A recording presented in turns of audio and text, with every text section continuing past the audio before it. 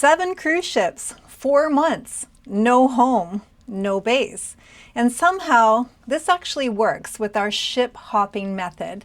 Today I'm showing you exactly how.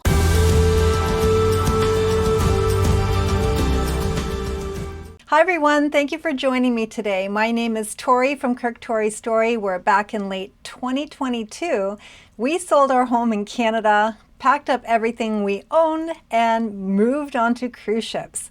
Not one ship, we ship hop. We string cruises back to back, one after another, and that's how we see the world without really stopping. On our previous video, which I have to say we were completely overwhelmed by how many of you watched it, was about the 10 things nobody tells you about living at sea. The #1 comment, okay, how do the logistics actually work?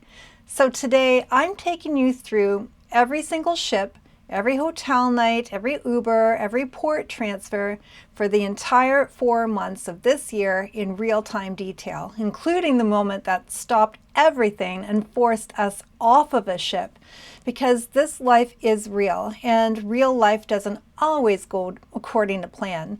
This is the logistics video I wish existed when I started. So every journey needs a starting point. Ours was in Kingston, Jamaica at Christmas and New Year's. Kirk's family is Jamaican, and this is where we come to reset, to be around people we love, to remember what solid ground feels like. It's like an unofficial home base, even though we don't have a home. On the afternoon of January 5th, we said our goodbyes, went to the airport and flew to Miami and checked into a hotel for the night, Azamara Quest. From January 6th, this was the first of our 7 ships where we spent 34 days, the Azamara Quest. This is where I want to teach you something really important, because this is one of the best strategies we use and it saved us significant money.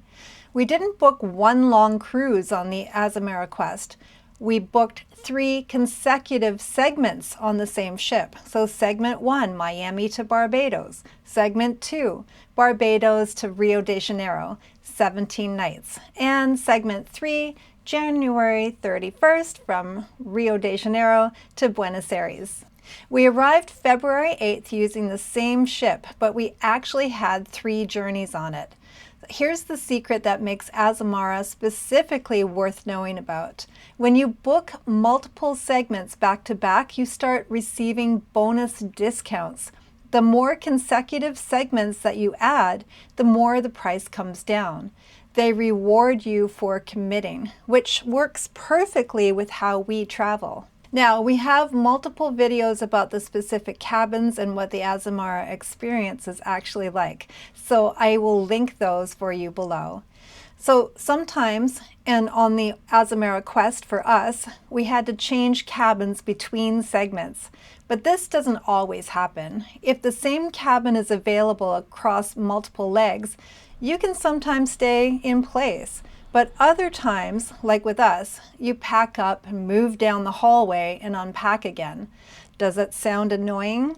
Yes, but it really is only 30 minutes of inconvenience in exchange for a massive discount and 34 days of incredible sailing. By the time the Azamara Quest delivered us to Buenos Aires on February 8th, we had seen Barbados, multiple Brazilian ports, including Rio, and then we made our way down to Argentina.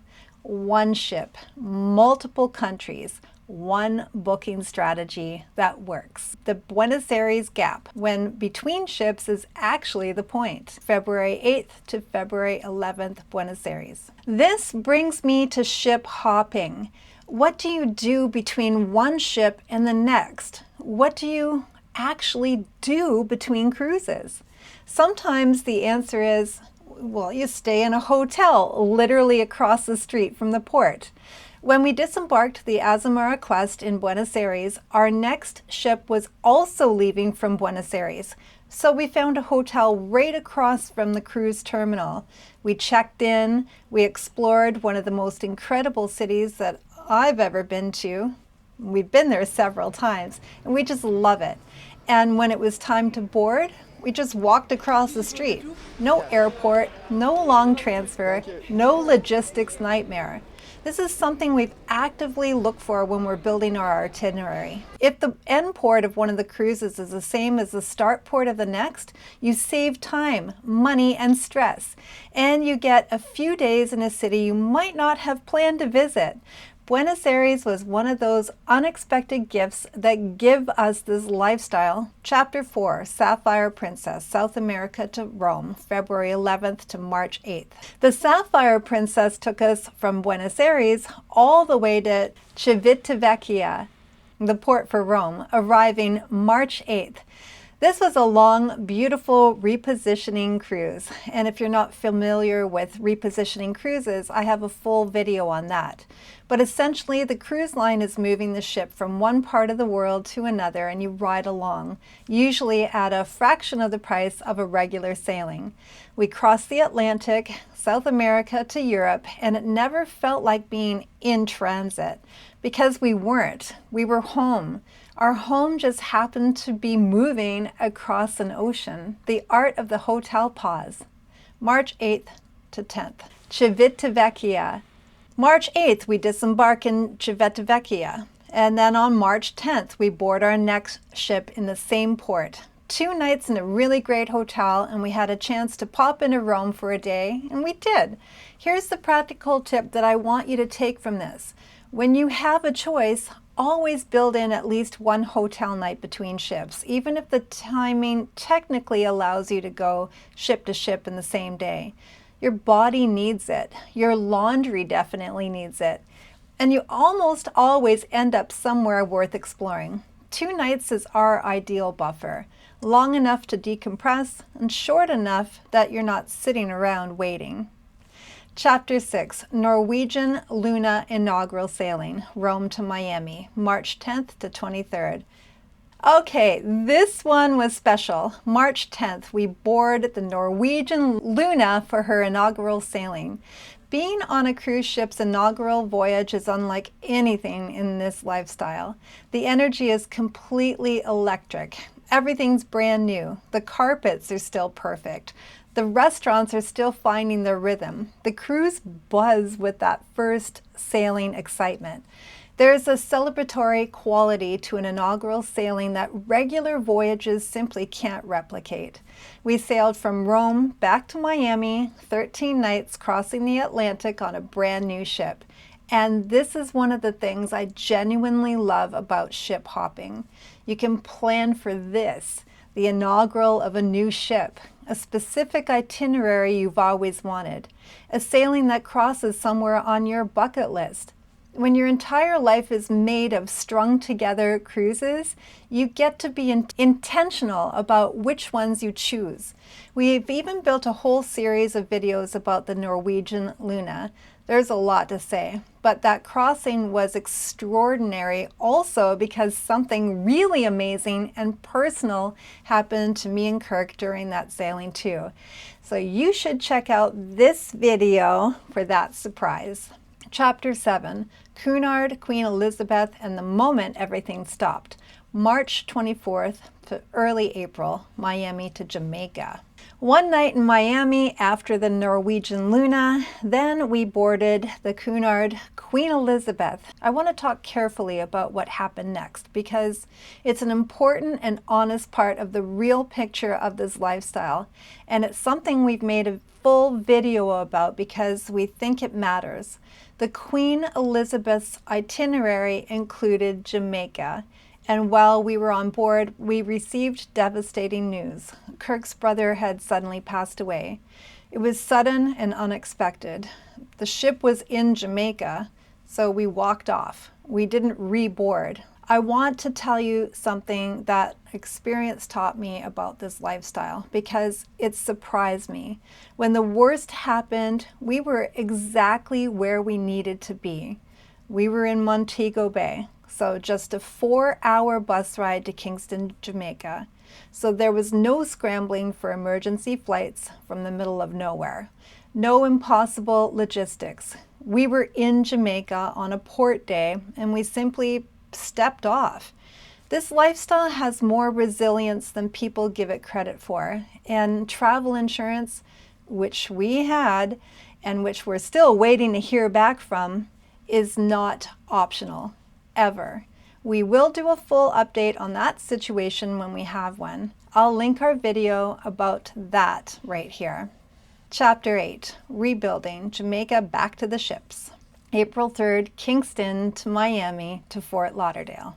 April 3rd, we fly from Kingston, Jamaica to Miami. Then we Uber from Miami to Fort Lauderdale, which brings me to something that's worth knowing if you're ever going to ship hop on the U.S. East Coast.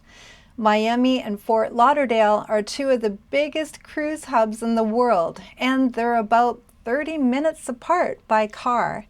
An Uber between them is completely routine for us. Port Miami and Port Everglades and Fort Lauderdale, we work with both. The transfer is just a part of the logistics, so you should budget for it. Chapter 9, Regal Princess Coming Home to the Sea. April 3rd to 11th, Fort Lauderdale for 8 nights. We boarded the Regal Princess in Fort Lauderdale on April 3rd. 8 nights, and I'll be honest with you, getting back on a ship after what we'd been through was exactly what we needed. The ship is our home, the rhythm of it, the crew, the familiar sounds and routines. It's genuinely comforting in a way that's very hard to describe until you've experienced it. 8 nights, we breathed, we reset, and we remember why we do this. Chapter 10, MSC World America, April 11th. We disembarked the Regal Princess in Fort Lauderdale.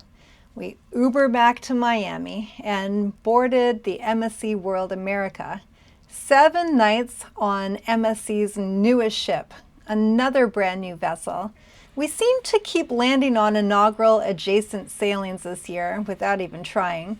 But I want to save the real story for the next chapter, because what happened when we disembarked the MSC World America on April 18th, to me, is the single best example of what ship hopping actually could look like in real life.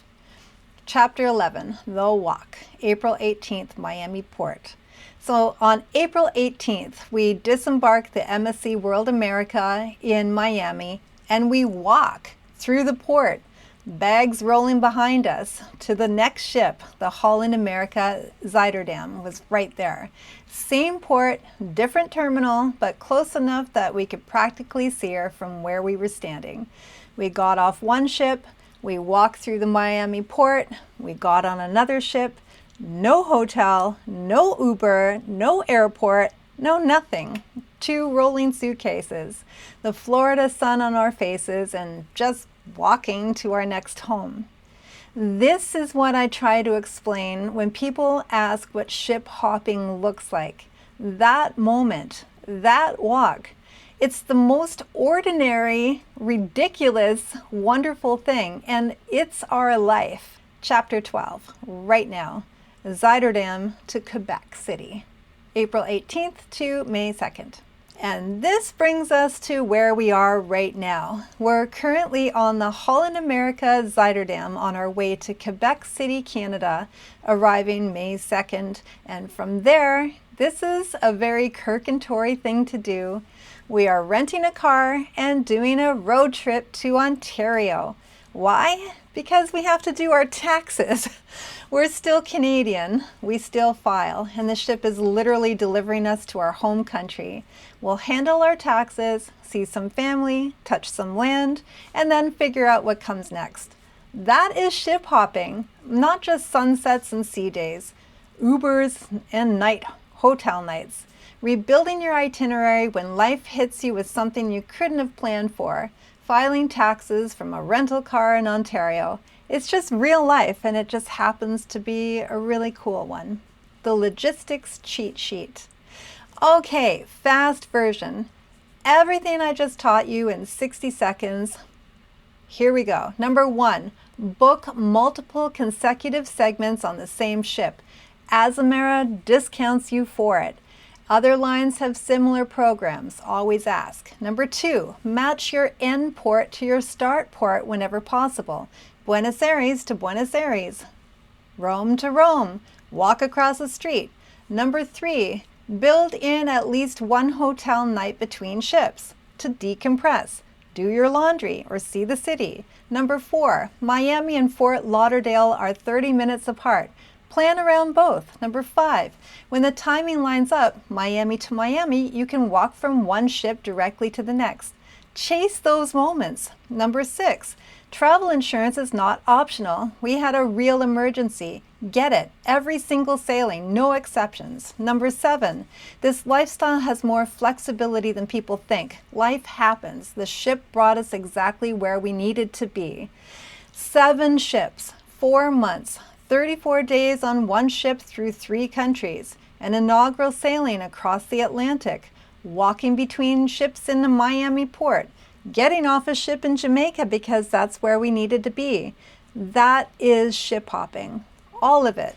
Every ship from this journey has its own video, or it's getting one. The Azamara segments, the Norwegian Luna Inaugural, the MSC World America, the insurance situation from Jamaica, it's all here on this channel.